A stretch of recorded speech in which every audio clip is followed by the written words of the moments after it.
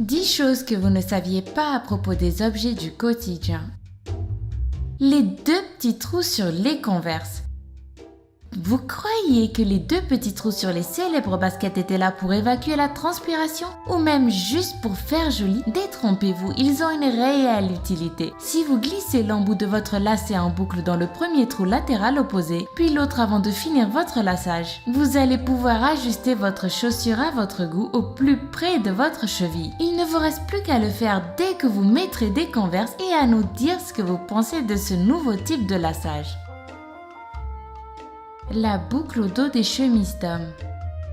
Vous voyez le petit passant qui se trouve au dos des chemises pour hommes? Mais si, cette petite boucle placée derrière, un peu en dessous du col de vos chemises, messieurs. Voilà, c'est ça, vous voyez maintenant? Eh ben, savez-vous que ce cordonnet est un héritage de l'époque où les foyers n'avaient pas tous des fers à repasser? On laissait sécher une chemise en la suspendant pour qu'elle se froisse le moins possible. Au départ, ce sont les marins qui utilisaient ces chemises lors de leur voyage en mer. Les sportifs ont ensuite adopté cette petite astuce pour suspendre leur chemise au crochet des casiers des vestiaires. Le passant s'est ensuite démocratisé au sein des foyers dans les années 60 aux États-Unis, puis propagé un peu après partout ailleurs dans le monde. De nos jours, ces cordonnets sont plus là par tradition qu'autre chose, mais au moins désormais, vous connaissez le fin mot de l'histoire.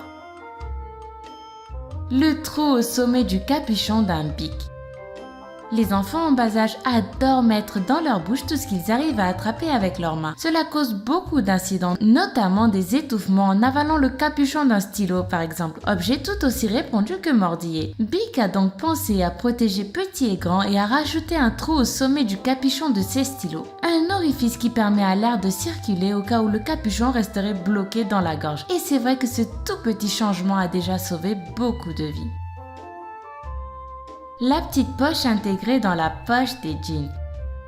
Tous ceux qui ont porté un jour un jean se sont forcément demandé à quoi servait cette mystérieuse petite poche de 5 cm qui s'incruste dans la vraie poche. Ben figurez-vous qu'à la création des tout premiers jeans, cette petite poche était destinée à ranger sa montre à gousset. C'est pour cela qu'on l'appelait d'ailleurs la poche gousset. Mais depuis l'invention de la montre bracelet au début du siècle dernier, cette petite poche ne sert malheureusement plus à rien. Le trou présent sur les hublots des avions.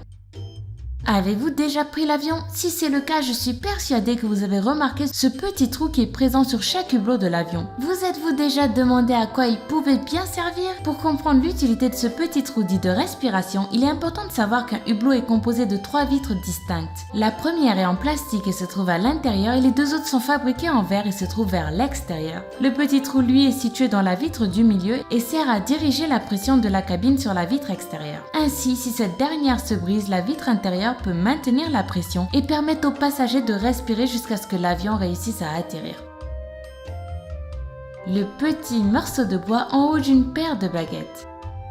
Avez-vous envie de manger japonais ce soir? En tout cas, si vous cédez à la tentation des sushis et que vous décidez de vous faire livrer, vous recevrez forcément avec votre commande ces fameuses baguettes jetables emballées dans un étui en papier. Elles sont attachées ensemble à l'extrémité par un petit morceau de bois qui, tada, permettent de poser vos baguettes en évitant qu'elles soient en contact avec la table. Oui, je suis sûre que comme moi, vous étiez persuadés qu'elles servaient à mieux tenir les baguettes. Et non, pas du tout. Les boutons en métal sur les jeans. Ces petits boutons en métal sont une invention d'un tailleur américain qui travaillait avec Lévi-Strauss en 1870. Ce tailleur plutôt doué a rendu les pantalons bien plus résistants en ajoutant ces petits boutons en métal sur les endroits où les pantalons de travail subissaient beaucoup de tension et pouvaient se déchirer, notamment les poches où les mains entrent et sortent en permanence. Ainsi, les jeans ont fini par devenir tellement résistants que Lévi-Strauss a décidé de breveter à son compte l'idée de son tailleur. Le petit trou dans la languette des canettes. Les languettes des canettes ne servent pas juste à ouvrir les canettes, non, le trou qu'il y a dans la languette lui aussi a une utilité. Ce trou a été mis au point au début des années 90 dans le but d'y coincer une paille. Oui, c'est vrai, vous aussi vous avez déjà remarqué que les pailles dans les canettes ont une fâcheuse tendance à remonter du soda et à tenter de s'échapper. Bah vous savez maintenant qu'il vous suffit de glisser la paille dans le trou de la languette et voilà, le tour est joué. Le côté bleu d'une gomme. La légende disait que la partie bleue des gommes servait à effacer le stylo. Vous avez tous dû au moins une fois essayer, mais vous vous êtes sûrement retrouvés comme moi avec plein de trous dans vos feuilles. En fait, la vraie fonction de la partie bleue de la gomme est aussi de gommer le crayon, mais sur des matériaux plus résistants comme le carton, la terre cuite ou les murs. Voilà, vous savez tout, il ne vous reste plus qu'à essayer. Le cylindre sur le câble de nos chargeurs d'ordinateur.